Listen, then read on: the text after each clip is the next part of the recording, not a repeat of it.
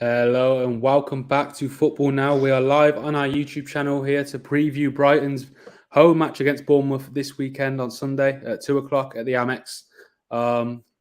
Before we get into that, I want to remind everyone of the ongoing competition we've got here at Football Now on our road to 100 subscribers. We're around the halfway mark now, around 50 subscribers.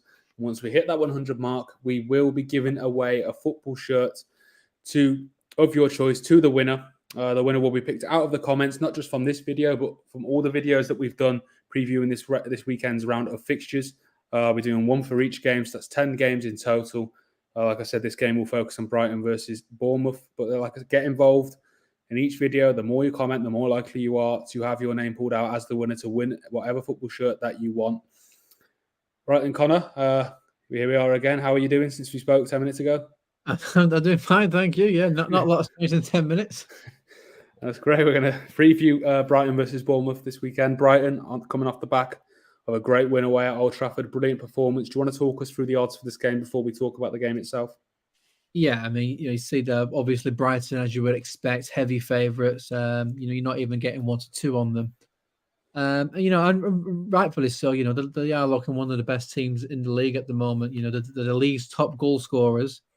And I highlight that because this is a league with Erling Haaland in it, and Brighton are the Premier League's top goal scorers, 15 goals. Evan Ferguson, who started on the bench last week against Manchester United with a bit of a niggle, scored a hat-trick in the game before that.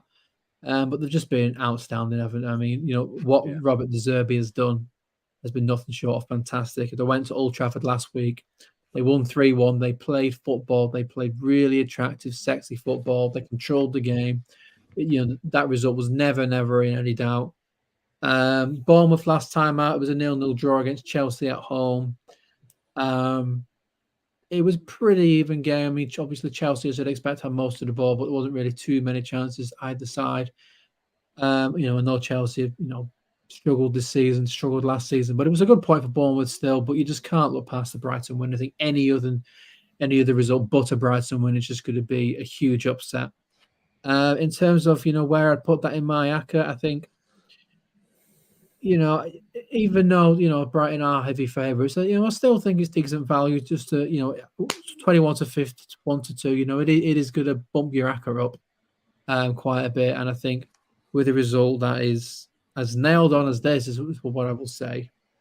I think it's going to be difficult to back against them, and I think it's a good thing. I mean, I like, I think Bournemouth have done well this season. They were a little bit unlucky against Brentford a couple of weeks ago with a last-minute Brentford goal by Mbwepo to not get the 3 points there. But the 15th at the moment, just looking at the league table now, the 15th in the Premier League.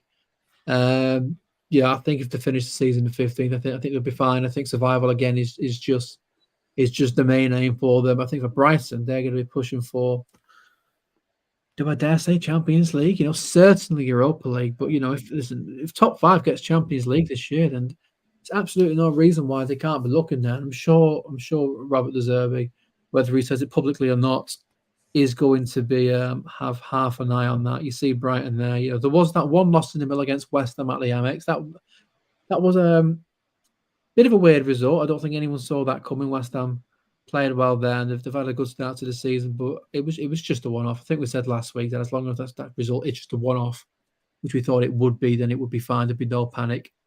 We expect Evan Ferguson to come back in and lead the line. Although, if he doesn't, you've got Pedro, you've got Welbeck, they've got great attacking options.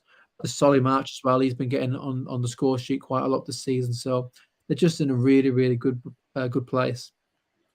And I think Bournemouth, even though they've done okay this season, I just can't see him getting anything now. Yeah, I agree. You mentioned Solly March there. I think he had a slight thigh injury last week. I think he's expected to come back in, though. I don't think it's anything too serious. We're looking at the starting 11 from Brighton's game at Man United last weekend. Like I mentioned in the Burnley Man United, a lot of people spoke about United's injuries, but Brighton had a few themselves. Estepinian was out. March, I think, was out too. Evan Ferguson was on the bench, among others. You just can't fault Brighton this season. I don't think you can fault them at all. João Pedro comes off the bench as well and gets his second goal of the season for them. Welbeck hitting a few at the weekend. We've mentioned the form of Evan Ferguson hitting a hat trick. Against Newcastle. Was it? Yeah, it was Newcastle, wasn't it? A couple of weeks ago. Matoma, Pascal Gross looking brilliant again at the weekend. I think you just carry on naming them, can't you? Yeah. Every single person in that squad, a squad that has lost World Cup winner Alexis McAllister, and also Moises Caicedo as well. They've lost key players, big players, but they just seem to get better and better. They're unbelievable, aren't they? They are, and like you said, De Zerbi deserves a massive amount of credit. And you mentioned Champions League there. I don't think it is out of the realms of possibility for Brighton. I think they're in Europe this year, aren't they? Are they in Europa League? So, like you said, we've said that about a couple of other teams that starts this week. It can always be a factor with the added games. Like we said, they've had a few injuries, but I can't see Bournemouth getting anything from Brighton away. And to be honest, if you're Bournemouth, I'm not sure. Sounds strange because it is Brighton, who's not normally a team you talk about in this nature over the last couple of years. But I don't think this is a game Bournemouth will be looking at almost like a free hit, like we said for Forest at City. I know it. If they can get something great, but if not, they'll be targeting the teams around them. I'm just looking at Brighton's next games after this. Obviously, they've got Bournemouth Sunday. They've got Villa away at 12:30 the week after that, and they've got Liverpool at home and then Man City away. So, there's some big games up for De Zerbi and De Zerbi's Brighton. Some tests coming their way, but they just look fearless right now. And I think that's the fixture. They went to Man United. They didn't look overawed. It's not a great Man United team, which we've spoken about, but it is Old Trafford, and they went there, survived. Decent starts to the game from United for 10, 15 minutes in, but after that they just bossed it. And like you said, what can you say to fault them, really?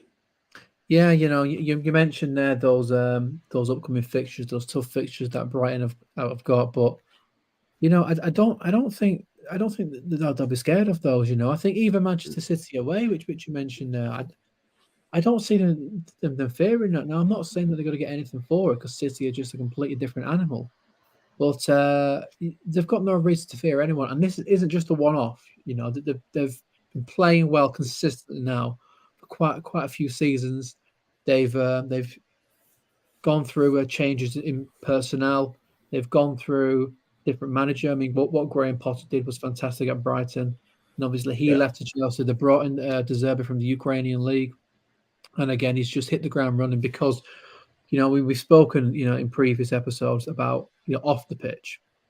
And Brighton have such an excellent infrastructure that, when you've got big names for big money leaving, and when you've got, a changing manager, because you've got that really solid infrastructure in place, you can really minimize the effects of that. I see no reason why Brighton really can't kick on. They've got they've got rich owners as well, so it's not like they're running their club on a shoestring budget. They've got rich owners. They've still plays for big money. Year in, year out, they can afford to invest in the squad. And if they carry on in this direction in 5 years' time, they could be a regular in European football. They do play tomorrow in the Europa League, AEK Athens. So it'll be interesting to see how they do there. It'll be interesting to see if De Zerbi changes up and how he does. But yeah, I don't think Bournemouth will be a huge obstacle for Brighton. I mean, Bournemouth looking for the first win of the season in the Premier League, but I don't think this is the game that they're going to get it. No, you've mentioned their Bournemouth's form.